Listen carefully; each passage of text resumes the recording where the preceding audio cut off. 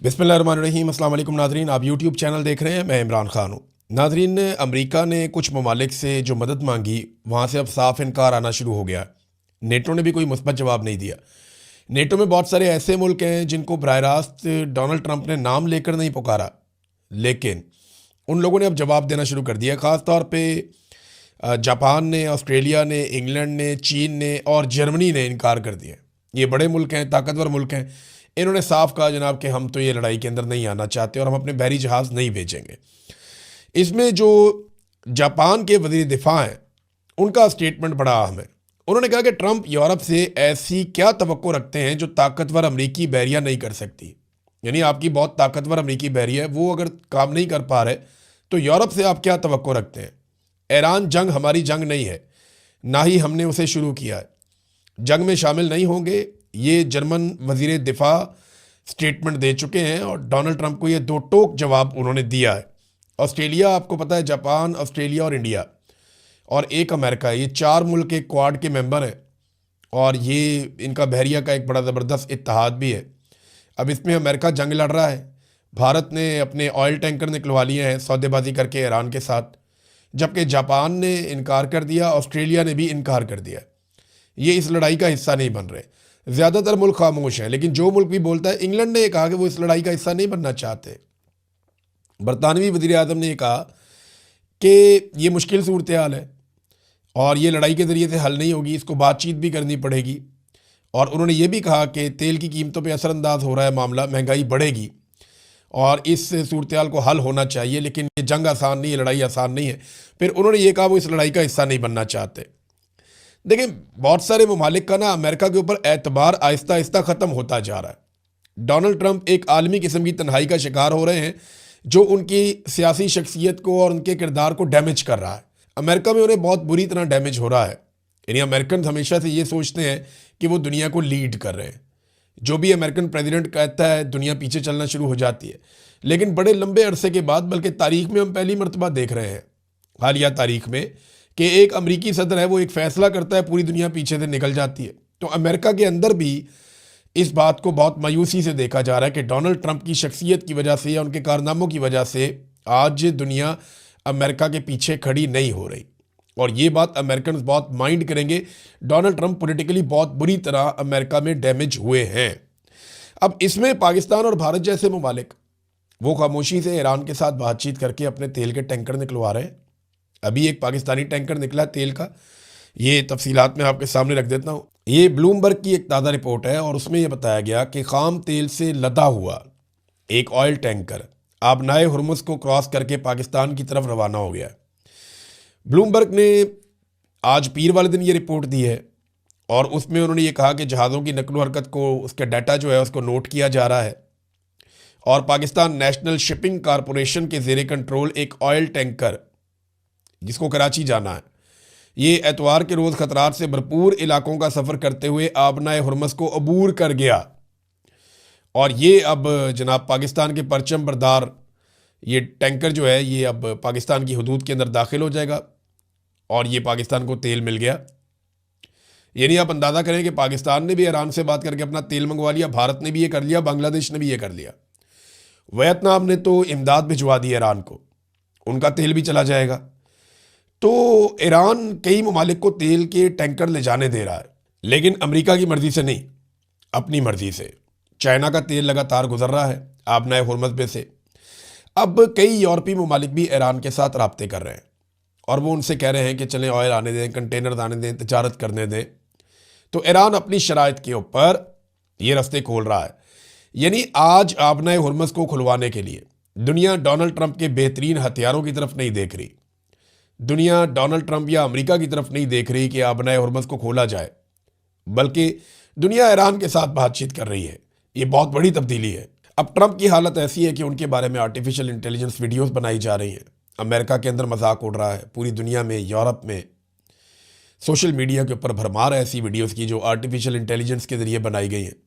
यानी एक वीडियो में देख रहा था, डोनाल्ड ट्रंप सड़क पर खड़ा है, हाथ में उसने बोर्ड पकड़ा हुआ है जिसमें लिखा हुआ हेल्प मी ओपन हुर्मुज़, साथ ईरान का झंडा भी बना हुआ है कि मेरी मदद करो, मैंने आबनाए हुर्मुज़ खुलवानी है। और उस सड़क के ऊपर से मुख्तलिफ लीडर्स गाड़ियों में गुजर रहे हैं। पहले दिखाया जनाब फ्रांस और बरतानिया के लीडर गुजरे, उन्होंने घास ही नहीं डाली। फिर जनाब जापान और कोरिया के लीडर गुजरे, उन्होंने भी घास नहीं डाली। फिर दिखाया जनाब वो गुजर गए वहाँ से रशिया और नॉर्थ कोरिया, उन्होंने तो घास क्या डालनी थी, वो कीचड़ उछाल के चले गए डोनाल्ड ट्रंप पे। और वीडियो के एंड में डोनाल्ड ट्रंप कहता है जी कि why nobody help me to open Hormuz, कि मेरी मदद कोई क्यों नहीं कर रहा। तो डोनाल्ड ट्रंप ना अकेला पड़ना शुरू हो गया आलमी सतह पे। और ये डोनाल्ड ट्रंप को अकेला किया नेतन्याहू ने। ये अमेरिकन मानते हैं, वो बार बार कहते हैं कि हम फंस गए, ये लड़ाई हमारी थी ही नहीं। यहाँ पे आलमी सतह पे अब एक चीज़ को सब तस्लीम करना शुरू हो गए हैं।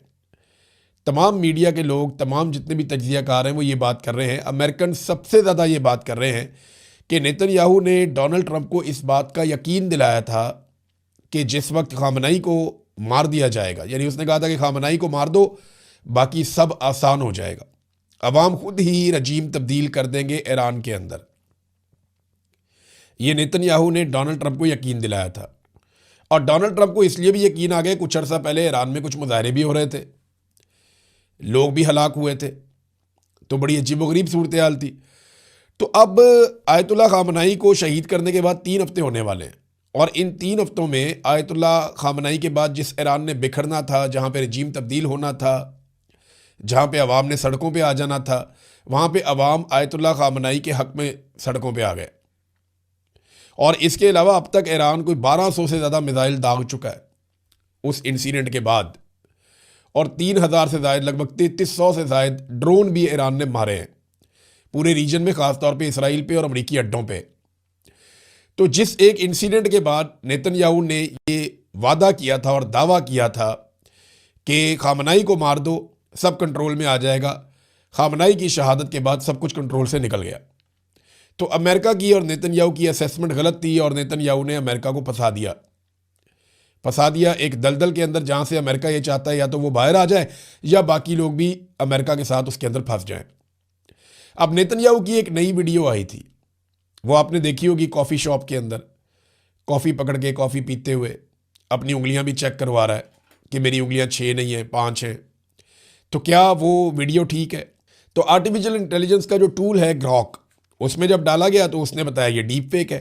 एनडीटीवी ने इसको रिपोर्ट किया है, और वो ये बताते हैं कि इस्राएली prime minister Netanyahu's new video under scrutiny, यानी नई वीडियो जो है वो भी स्क्रूटनी में आ गई है, और ग्रॉक ने कहा कि ये डीप फेक है। बहुत सारे लोगों ने इस तरह की और बहुत सारी वीडियोस बनाई है। तो नेतन्याहू गया किधर? कुछ लोग ये दावा करते हैं कि वो यूरोप के एक मुल्क में छुपा हुआ है, और दावे में ये कहा जाता है कि शायद जर्मनी में कहीं छुपा हुआ है। कुछ लोग ये दावा करते हैं कि वो हवाई जहाज़ के अंदर ट्रैवल करता रहता है या अमेरिका चला गया है, और कुछ सोर्सेज ये कहते हैं कि वो इसराइल के अंदर ही किसी बड़े खुफिया बंकर के अंदर मौजूद है। जबकि बाद लोगों का ये मानना है कि नेतन्याहू के घर के ऊपर जो अटैक हुआ था उसमें वो मारा गया, और कुछ इतलात ये कहती हैं कि वो शदीद ज़ख्मी है, उसका इलाज चल रहा है। अब आप कुछ कह नहीं सकते कि बेंजामिन नेतन्याहू गया कहाँ पे, लेकिन जो वीडियोज़ उसकी मंजर आम पे आ रही हैं, उन वीडियोज़ पे ये इल्ज़ाम लगाया जाता है कि ये तमाम वीडियोज़ आर्टिफिशियल इंटेलिजेंस की हैं, ये वीडियोज़ ठीक नहीं है। ईरान ने नाजरीन एक वार्निंग जारी की है, और ईरान ने यह बताया कि अमरीकी तैयारा बरदार जो जहाज़ हैं, ये मैं अभी आपको बताता हूँ कि जो तैयारा बरदार जहाज़ हैं या जो बहरी बेड़े थे अमेरिका के, इनकी अहमियत कम हुई है या बढ़ गई है दुनिया में। बहुत सारे हथियार ऑब्सलीट हो जाते हैं ना, यानी वो हथियार माजी में बड़े कारआमद थे और आज के दौर में नाकारा हो जाते हैं, क्योंकि उनके मुकाबले में ऐसी चीज़ें बन गई हैं कि जहाँ पे वो हथियार सिर्फ बोझ बनकर रह जाते हैं। तो ईरान ने कहा कि अमरीकी तैयारा बरदार बेड़ा जो है उसको मदद फराहम करने वाली ज़मीनी जितनी भी फैसिलिटीज़ हैं या तनसीबात हैं, उनको अब हम निशाना बनाएंगे। और ये जो तैयारा बरदार बेड़ा है, इसका नाम है USS जेरल्ड आर फोर्ड। इससे मुतालिक ईरान ने आइडेंटिफाई किया है कुछ अरब मुल्कों में तनसीबात हैं जो इसको फैसिलिटेट कर रही हैं, और वो कहते हैं कम्युनिकेशन में हो सकता है, रेडार में हो सकता है, हथियारों के इस्तेमाल में हो सकता है, कमांड एंड कंट्रोल सेंटर हो सकता है, या वहाँ पे इसकी रीफ्यूलिंग वगैरह की चीज़ें हो सकती हैं। लेकिन जो भी है वो कहते हैं जी हम उसको निशाना बनाएंगे, और पहले से उन्होंने खबरदार किया कि वो ये करने जा रहे हैं। नाज़रीन, ईरानी वज़ीर ख़ारजा ने पाकिस्तान का शुक्रिया अदा किया है, ये इंपॉर्टेंट है। ईरानी वज़ीर ख़ारजा ने पाकिस्तान का शुक्रिया अदा करते हुए क्या कहा, ये मैं आपको पढ़ के सुना देता हूँ। उन्होंने उर्दू में ट्वीट किया, नॉर्मली वो जो ट्वीट करते हैं वो फ़ारसी में करते हैं। उन्होंने कहा ये बाबरकत इलाही और रूहानी दिनों में और घड़ियों में मैं हुकूमत और अवाम पाकिस्तान का तहे दिल से शुक्रिया अदा करता हूँ कि उन्होंने अमरीका और सेहूनी रजीम की जारहियत के मुकाबले में अवाम और हुकूमत इस्लामी जमहूरिया ईरान के साथ अपनी यकजहती और हमायत का भरपूर इजहार किया। देखिए, ईरान की ये बड़ी कामयाबी है कि अगर इंडिया और पाकिस्तान इस लड़ाई के अंदर ना उतरे, और डोनाल्ड ट्रंप की ये बड़ी कामयाबी होगी कि किसी तरह भी इंडिया और पाकिस्तान इस लड़ाई में उतर जाएं। अब आलमी सतह पे बार बार एक खबर चलाई जाती है, अभी दोबारा से न्यूयॉर्क टाइम्स ने ये दावा किया है कि मोहम्मद बिन सलमान ने अमेरिका को ये बार बार कहा कि आप अटैक करें ईरान के ऊपर और ज़्यादा भरपूर अटैक करें। यानी वाइट हाउस के हुकाम के हवाले से न्यूयॉर्क टाइम की रिपोर्ट के मुताबिक सदर ट्रंप जंग के दौरान सऊदी वली अहद मोहम्मद बिन सलमान के साथ बार बार राब्ते में हैं, और कई हुकाम ने न्यूयॉर्क टाइम को बताया कि मोहम्मद बिन सलमान डोनाल्ड ट्रंप पर जोर दे रहे हैं कि वो ईरान पर सख्त हमले जारी रखें। वाशिंगटन पोस्ट ने पहले रिपोर्ट किया था कि सऊदी अरब और इसराइली हुकाम ने जंग शुरू होने से हफ्तों कबल निजी तौर पर ट्रंप पर ईरान पर फौजी हमले करने के लिए दबाव डाला था। अब ये खबर दोबारा से छाप दी गई है, पहले वाशिंगटन पोस्ट में और अब ये न्यूयॉर्क टाइम में। तो क्या ये बात दुरुस्त है कि मोहम्मद बिन सलमान डोनाल्ड ट्रंप को कह रहे हैं कि और मारो ईरान को, और मारो ईरान को? मुझे लगता है इससे पहले जो खबर आई थी उस पर सऊदी अरब की जानिब से तरदीद की गई थी, और सऊदी अरब ने साफ कहा था कि वाशिंगटन पोस्ट की खबर ठीक नहीं है। हमने अमेरिका को मना किया था कि जंग शुरू करने की बजाय मुज़ाकरात करें, और अब एक मरतबा फिर वही इल्ज़ाम दोहराया गया न्यूयॉर्क टाइम्स की रिपोर्ट के अंदर। तो ये तो मोहम्मद बिन सलमान और उनकी टीम जो है वो बता सकते हैं, उन्होंने पहले तरदीद की है, और हो सकता है वो इसकी भी तरदीद करें कि जंग होने के बाद से लेकर अब तक हमने नहीं कहा कि ईरान को बार बार मारो। लेकिन देखिए, ये अमेरिकन मीडिया हिस्सा होता है लड़ाई का, एक मीडिया वॉर भी साथ साथ चलती है। मैंने आपसे पहले कहा था कि जब जंग हो जाए तो पहला कत्ल सच का हो जाता है। अब अमेरिका की पूरी ख्वाहिश है कि दुनिया के कुछ और मुल्क ईरान के साथ जंग में उतर जाएं। अमेरिका ने पूरी कोशिश की कि अरब ममालिक इस लड़ाई में उतर जाएं। एक वक्त ऐसा आया कि माहौल इतना सख्त कर दिया गया कि पाकिस्तान को तलब कर लिया गया, लेकिन अरब ममालिक बड़ी समझदारी से इस जंग में अभी तक नहीं उतरे। फिर अमेरिका ने कोशिश की कि चंद खास ममालिक को बुलाकर इस जंग में उतारा जाए, उन्होंने भी इनकार कर दिया। फिर अमेरिका ने नेटो को धमकियां देना शुरू कर दी कि वो इस जंग के उतर जाए। अमेरिका को बाजू चाहिए, बहुत सारी मदद चाहिए कि वो इस जंग में साथ अमेरिका के मिलकर लड़े, ताकि उनकी इखलाकी और एक बर्तरी साबित हो जाए ना कि जनाब अमेरिका नहीं लड़ रहा, पूरी दुनिया की ये लड़ाई है। अमेरिका इसको पूरी दुनिया की लड़ाई बनाना चाहता है, लेकिन पूरी दुनिया इस लड़ाई से गुरेज करना चाहती है। पाकिस्तान ने ईरान से जो मुतालबा किया था ना, जब बातचीत हुई थी ईरानी सदर के साथ शहबाज शरीफ की, तो पाकिस्तान ने एक तो देखे अमेरिका की जो पेशकश है जंगबंदी की वो भी की गई थी, लेकिन वो ईरान ने, आपको पता है उनकी शराइत है, वो ये कहते हैं जनाब 3 शराइत उनकी बड़ी इंपॉर्टेंट है। एक, वो कहते हैं हमारे नुकसान का अजाला किया जाए। नंबर 2, वो ये कहते हैं कि हमें हमारे जायज़ हकूक़ दिए जाएँ। और नंबर 3, वो ये कहते हैं कि आइंदा के लिए गारंटी दी जाए कि ईरान पे कोई अटैक नहीं होगा। तो पाकिस्तान ने ईरान से जो अहम बात की वो ये है कि सऊदी अरब के ऊपर आप अटैक ना करें, हम उनके साथ एक दिफाई मुआहदे में। तो इस पे ईरान ने कहा जी हम सऊदी अरब के ऊपर बिल्कुल अटैक नहीं करेंगे अगर सऊदी अरब की सरजमीन से हमारे ऊपर अटैक नहीं होगा। तो उसके बाद सऊदी अरब ये कह रहा है कि हम कोई अटैक नहीं होने दे रहे।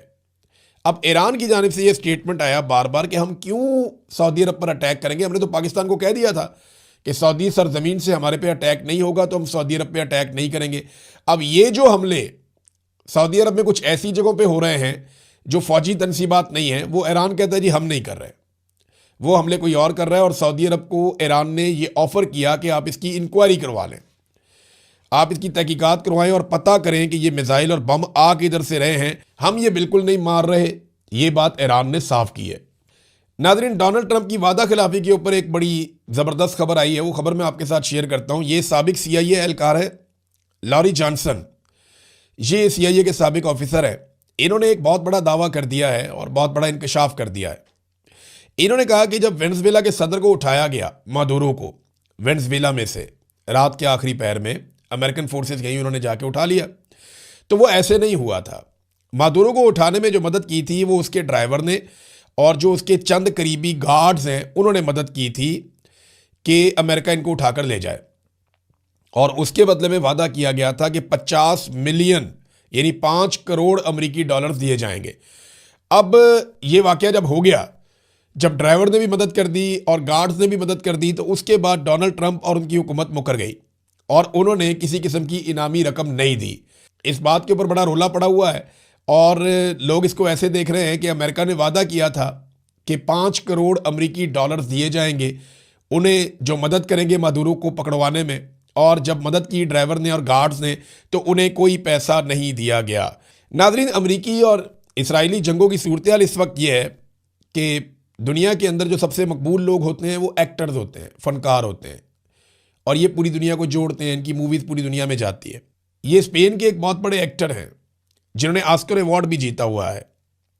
हायर बर्दन ये इनका नाम है, हायर बर्दन इनका नाम है। और इन्होंने जब ऑस्कर अवार्ड की तकरीब हो रही थी, भारतीय फनकारा प्रियंका चोपड़ा इनके साथ खड़ी थी, वो ज़रा अनकंफर्टेबल भी हो गई कि ये इन्होंने क्या बात की है, तो ये अपने सीने के ऊपर एक बैज लगाकर आ गए जिस पे लिखा था नो टू वॉर। वहाँ पे एक नारा लगाया ये हायर बर्दम ने, उसने कहा नो टू वॉर और फ्री फ़लस्तीन। इसके ऊपर पूरा हॉल जो है वो तालियों से और शोर से गूंज उठा। यानी ऑस्कर अवार्ड जहाँ पे सारी दुनिया की जो अदाकारों की क्रीम है वो इकट्ठी होती है, ये 98th अवार्ड्स हैं जो हो रहे हैं, 2 साल के बाद जो 100 हो जाएंगे पूरे, तो वहाँ पे जितना शोर मचा, इसका मतलब ये है कि पूरी दुनिया की जो फनकार बरादरी है या जो लोग प्रोडक्शन की दुनिया में रहते हैं वो सारे इस बात में बिलीव करते हैं कि फ़लस्तीन को आज़ाद किया जाए और जंग बंद की जाए। तो जंग के खिलाफ जो है पूरी दुनिया एक तरफ इकट्ठी हो रही है। नाज़रीन, ईरान की जानिब से एक बड़ा इंटरेस्टिंग स्टेटमेंट भी आया। ईरानी हुकूमत ने यह कहा कि डोनाल्ड ट्रंप 2 हफ्तों में हमें 9 मरतबा शिकस्त दे चुका है। वो बार बार कहता है कि ईरान को शिकस्त हो चुकी है, वो तबाह बर्बाद हो चुका है, और बाद में कहता है कि बाकी दुनिया आए और आकर हमारी मदद करे। यानी अगर ईरान को शिकस्त हो गई है, वो तबाह बर्बाद हो गया है, तो फिर आप आबनाए हुर्मत को खोलें और दुनिया को नॉर्मलाइज करें। फिर आपको नेटो की, दुनिया के ताकतवर ममालिक की, उनकी बैरिया की ज़रूरत क्यों है? देखिए, अमेरिकन जो असलहा है वो अब उतना कारामद नहीं है जितना माजी में था। दुनिया में जंग के अतवार बदल गए हैं, तरीक़ाकार और स्ट्रेटजीज बदल गई हैं, और अब और तरह के हथियार कारामद हैं। ईरान ने इसको साबित किया, इससे पहले अज़रबैजान ने इसको साबित किया। रशिया और यूक्रेन की जो लड़ाई चल रही है उसमें ये बात साबित हो रही है। और ये जो बहरी बेड़े जिनके ऊपर बहुत सारे तैयारे और जंगी तैयारे हुआ करते थे, ये माजी में बहुत ताकतवर होते थे, लेकिन अभी इन्हें कोई खातर में नहीं ला रहा।